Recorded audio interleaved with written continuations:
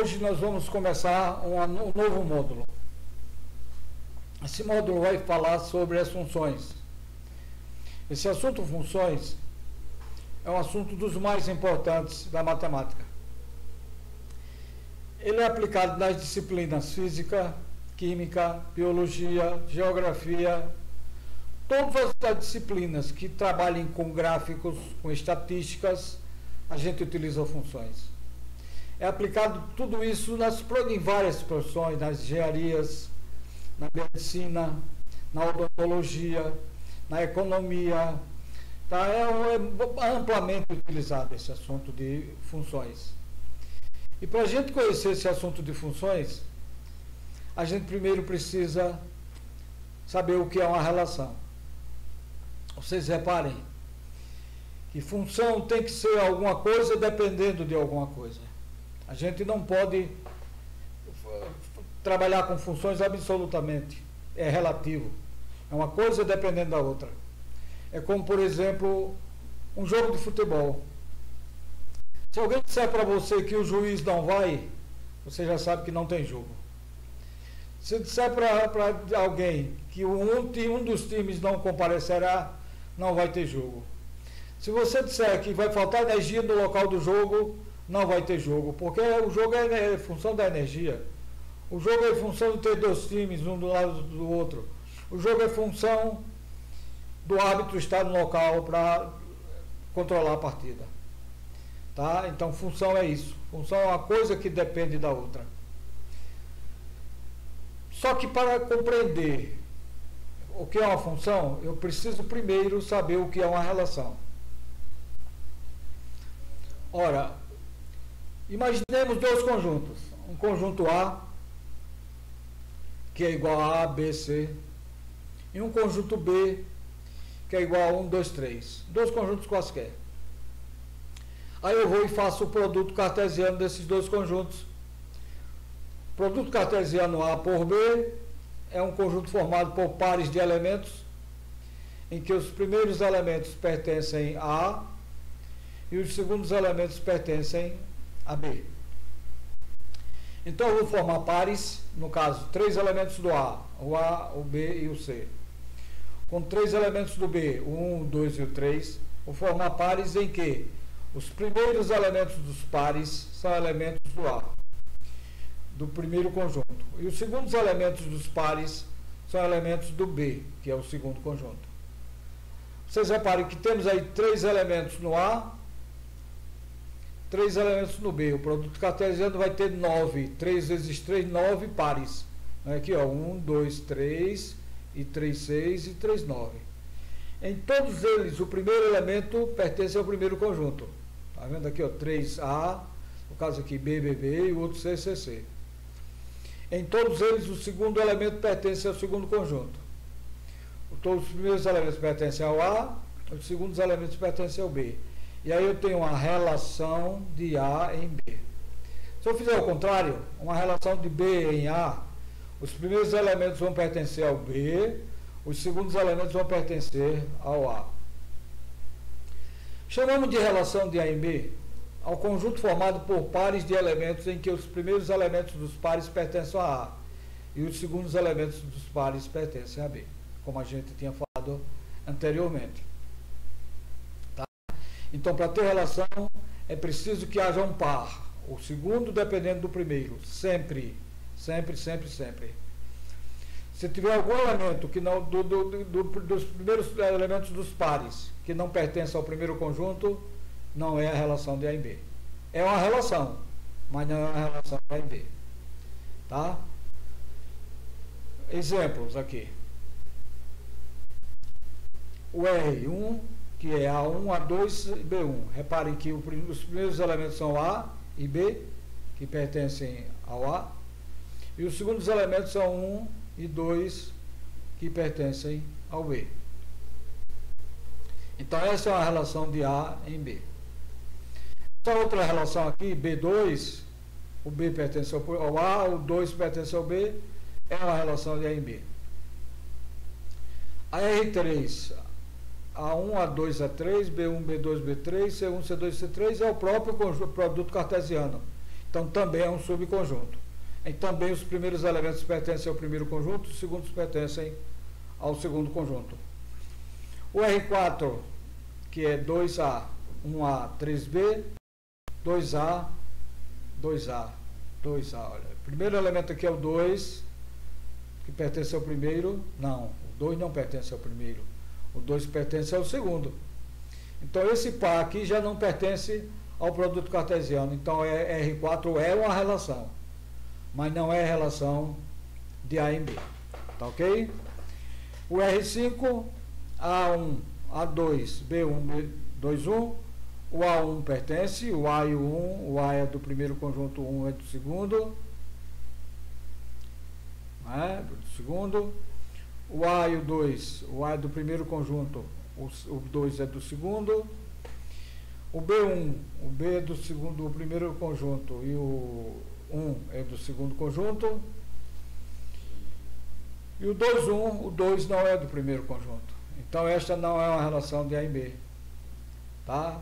Não é uma relação de A em B. É uma relação, mas não é relação de A em B.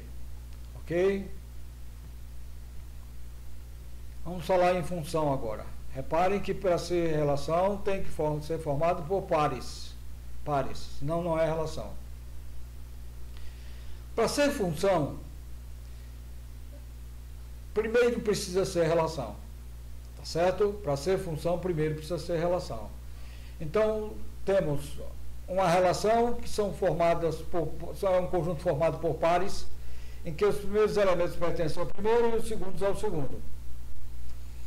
Se porventura dessa relação todos os elementos do A tiverem um elemento correspondendo no B, todos do A tiverem um elemento correspondendo no B, e também cada elemento do A não tiver mais de um elemento correspondente no B, isto é, cada um tenha o seu correspondente, dois elementos, um elemento diferente no A, um elemento só, não pode ter dois diferentes no B, um elemento do A não pode ter dois elementos no B, aí nesse caso será a função.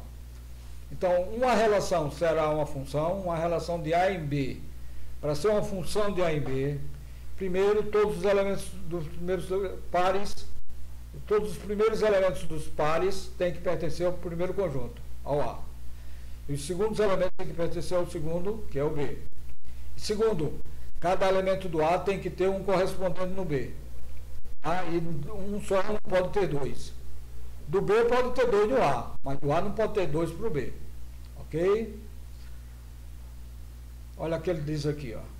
Todo elemento X do A se relaciona com algum do B. Não pode faltar nenhum.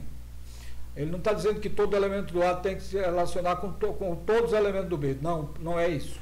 Cada elemento do A tem que ter um se relacionando no B e somente um. Não pode ter dois. Tá? Obrigatoriamente tem um e apenas um.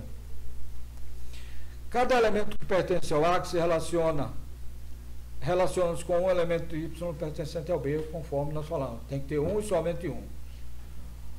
Esse elemento que pertence ao B, ou esses elementos que pertencem ao B, no caso que se relaciona com o A, que é o único, inclusive, é chamado de domínio da função. É chamado de domínio da função. O que é o domínio da função, então? São os elementos do primeiro conjunto. Se a função é de A em B, os elementos do primeiro conjunto são elementos do domínio. São elementos que eu estou atribuindo ao A. Tá? E o conjunto contra domínio é o segundo conjunto, que é o B. São os elementos que têm como consequência o elemento que eu atribuí ao A. Por exemplo, se eu tiver uma função, digamos que eu trabalho num local e eu ganhe 3 salários mínimos. Se o salário mínimo aumentar ou duplicar, meu salário vai aumentar duplicado também. Tá certo? Se eu ganhar 2 salários mínimos, se o salário mínimo é 1.000, eu vou ganhar 2.000. Se o salário mínimo passar para 2.000, eu vou passar para 4. É o dobro. Uma coisa depende da outra. Se eu tenho 10 dólares, o valor do dólar é 5 reais. Então eu tenho 50. Se o dólar passar para 100, para 10, o meu valor que eu tenho comigo vai ser 10 vezes 10, 100. Então o que acontecer com um vai acontecer com o outro, porque um depende do outro. Ok? Lembrando sempre que o conjunto contradomínio é o conjunto B. Não confundam com o conjunto imagem. O conjunto imagem ele é uma parte do conjunto B, do contradomínio. Pode até ser igual, mas não é sempre igual. Vai ser sempre uma parte do B, podendo ser igual. Então, aí está o conjunto imagem de F, e imagem de F é igual a imagem, no caso que pertence ao B. Tá? Todos os elementos pertencem ao B. Lembra aquela história que a gente falou de elementos e conjuntos, né? O elemento tem que estar pertencendo ou não ao conjunto.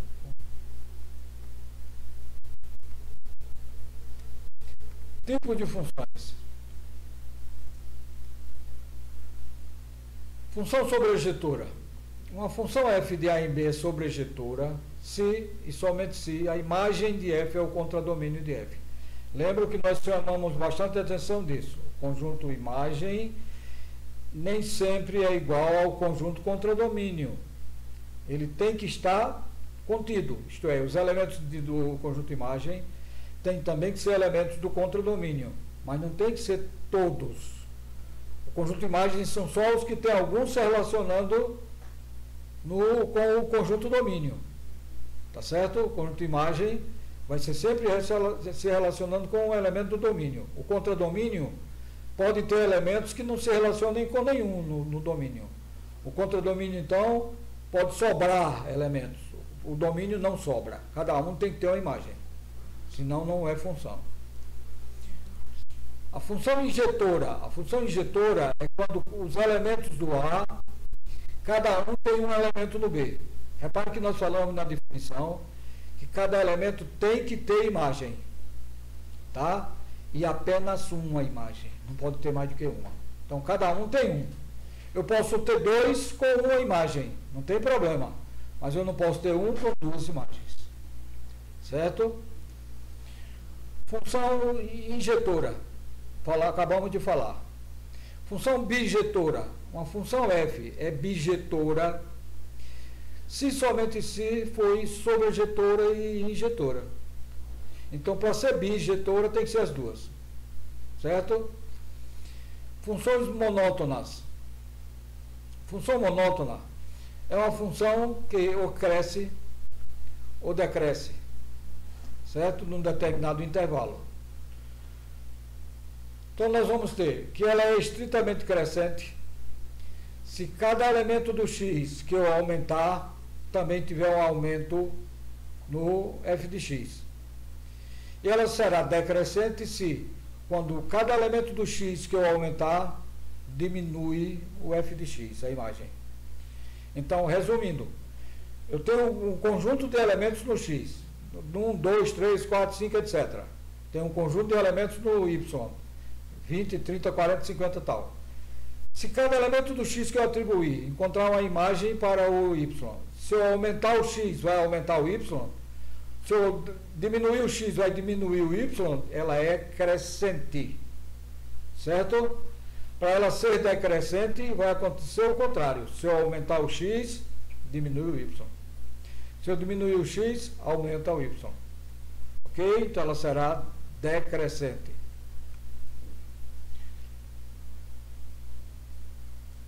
Constante.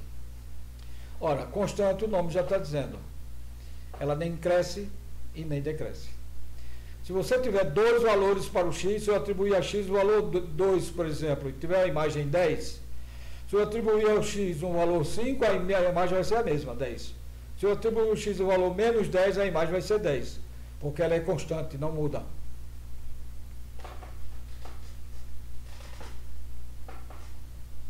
Função par e função ímpar. Bom, nós podemos atribuir a x o valor que a gente quiser, né? Desde que tenha imagem. Não pode sobrar, não pode ficar sem imagem. Cada elemento do x tem que ter uma imagem. Estou chamando bastante atenção disso. Cada elemento do x tem que ter imagem, e somente uma imagem.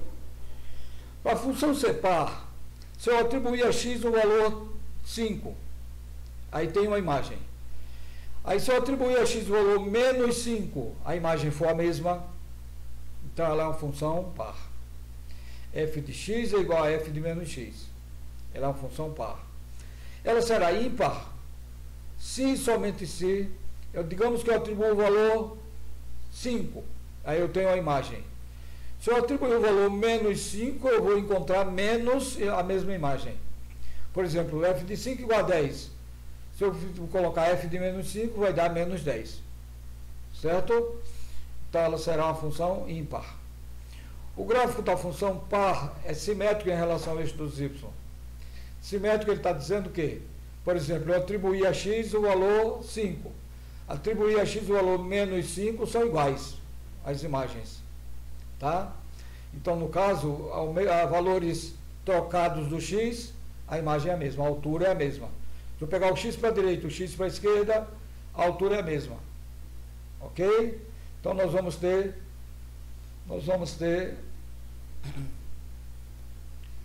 o eixo em relação à origem, né? Simétrico em relação à origem dos sistemas coordenados. No caso, segundo quadrante e quarto quadrante. Tá certo? Composição de funções. Ora, eu tenho duas funções. Uma função A, uma função f de A e uma função g de B. Eu peguei a função f de A, atribuí um valor x para a função e encontro a imagem B. Se o valor dessa imagem eu substituo em outra função e encontro a imagem C. Então, o que era a imagem no B passou a ser domínio na segunda. Certo? Chama-se função composta de f com g, a função f de g de x, que é o FOG. FOG é f de g de x. Como é que eu faço para achar essa função? Eu pego um elemento do domínio A, substituo na função f e encontro a imagem. Depois pego a imagem dessa imagem. A imagem dessa imagem vai ser um elemento do conjunto C. Que eu posso achar direto também. Eu posso pegar uma função composta, substituir o valor aqui e já acho direto. Já processei direto. Tá? Eu posso pegar do f de A, pego a imagem, e pego o g da imagem, vou achar essa daqui. Ou eu posso pegar f de g de x, que eu já vou passar do A para o C direto. Já processei e não precisa passar por aqui. Quando fizermos os exercícios, vai ficar bem mais claro, bem mais fácil da gente entender. Função inversa. Função inversa é o seguinte: se a gente tem uma função f de A em B e uma função I, que é a função identidade, por exemplo, se você tem o número 3, qual é o inverso do número 3? É a unidade. Se você pegar 3 vezes 1 é 3. 3 vezes 2, não. 3 vezes 2 é 6, já não é a mesma coisa. 3 vezes 1 é 3, 4 vezes 1 é 4, 5 vezes 1 é 5. Qualquer número multiplicado por 1 vai dar ele próprio. Então aí nós temos o número 1 como um valor que multiplicando dá o mesmo, não altera nada. Então na função inversa também tem uma função identidade, tem uma determinada função que quando eu multiplico por qualquer uma, vai dar a inversa dela. Tá certo? Então como é que eu faço para achar a inversa? Primeiro, eu tenho que saber se a função pode ter inversa, porque pode ser que não tenha. Por exemplo, o número 0 não tem inverso. Não é? O número f de 5, o inverso de 5 é 1/5. O inverso de 3 é 1/3. O inverso de 10 é 1/10. No caso, o inverso de 0 não existe. O inverso de 0 é 1 sobre 0. E 1 sobre 0 não existe. Se você multiplicar qualquer número por 0, não vai dar 1. Qualquer número multiplicado por 0 dá 0. Então, nas funções também. A função só será invertível, só terá inversa, somente se ela for bijetora. Tá? Então, para ter inversa, tem que ser bijetora. Para se determinar a sentença da função inversa, basta, na função, substituir o x pelo f, pela imagem, pelo f de x. Depois eu troco e isolo o y, que é o f de x. Os gráficos das funções inversas, são simétricos em relação à bissetriz dos quadrantes ímpares. Ok? eu traço a bissetriz dos quadrantes ímpares, o primeiro e o terceiro, e vai acontecer que os gráficos vão ser simétricos em relação a essa função. Se eu tiver um gráfico, deixa eu ver se a gente tem isso aqui, não, já está não está aqui. Nesse caso nós temos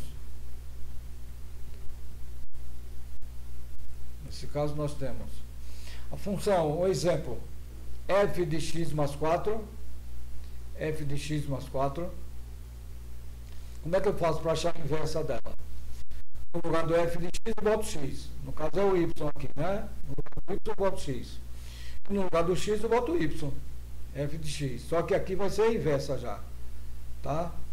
Mais 4, aí eu pego f de x elevado a menos 1, que é a inversa, que é o y, igual a x menos 4, tá aqui, f de x a menos 1 é igual a x menos 4.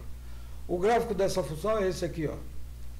Quando eu atribuo a x o valor 0, a imagem é 4.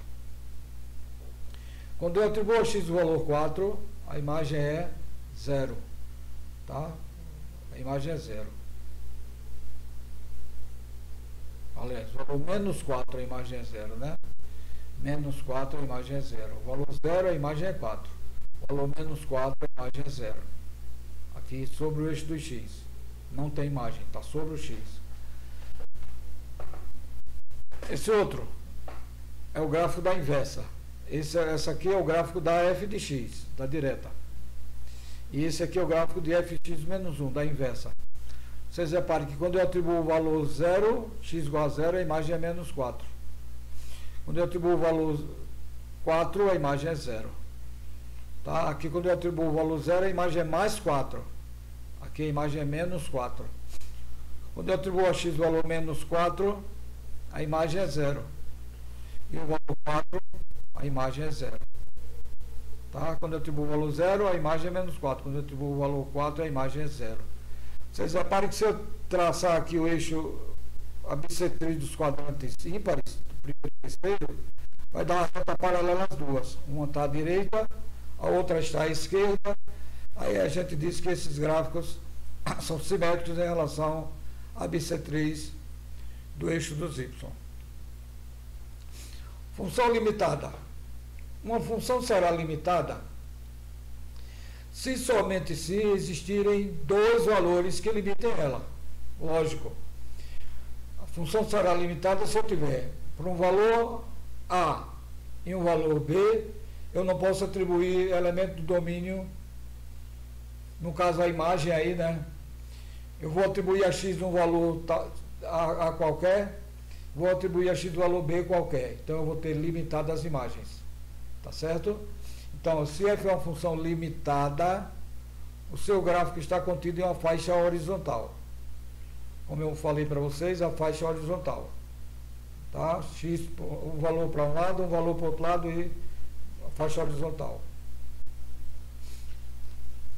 No caso, se eu atribuir a x um valor P qualquer, se eu atribuir a x não, se eu adicionar ao x um valor P qualquer, se f de x mais kp igual a f de x, isto é, se eu aumentar o valor do x de um determinado valor para achar a imagem vai ser a mesma. Em outras palavras, ela será periódica. Quando num determinado intervalo de x, ela se conformar, conforme a conformidade aí no caso, da mesma forma. Se eu atribuir num determinado trecho for por exemplo, a função seno, a função cosseno, as funções trigonométricas são periódicas. Ela repete o mesmo gráfico no mesmo intervalo de tempo. Tá? No caso da função trigonométrica, o seno de 0 é 0, o seno de 90 é 1, o seno de 180 é 0, voltou, o seno de 360 vai até menos 1, vai até 0 de novo. Então ele sobe, passa por 1, desce, depois vai até o menos 1, depois sobe, depois repete tudo igual. Quando passa do 360 até o 720, vai se conformar do mesmo jeito. do 720 até 1080 da mesma forma, tá? Então ela será periódica quando no mesmo intervalo ela tiver as mesmas características, tá certo? Bom, terminamos mais uma parte do assunto de funções, mas vamos ter muito a estudar sobre funções. O grande problema do estudo de funções, primeiramente que a gente tem que se deter, é que a gente tem que saber quais são os tipos de funções. Vamos ter função do primeiro grau, função constante, função modular, função do segundo grau, função logarítmica, função exponencial, funções trigonométricas, funções polinomiais de uma forma geral. Então são muitos os tipos de funções. Cada um eu tenho que saber as características, eu tenho que saber qual é o domínio, qual é a imagem, como é que se comporta o gráfico, tá certo? Porque a gente vai precisar disso bastantemente. Como eu falei, em várias disciplinas, física é uma aplicação disso, biologia também tem muita coisa disso, como se comportam os controles, né? É tudo através de gráficos. Hoje ninguém trabalha mais sem gráficos, até porque tudo hoje é digital e aí a gente está trabalhando sempre com gráficos, certo? Então na próxima aula nós vamos continuar o assunto de funções e vamos começar a ver a função periódica do primeiro grau, que é a função do primeiro grau, que também é uma função linear, que também é uma reta, ok? Então, até a próxima aula.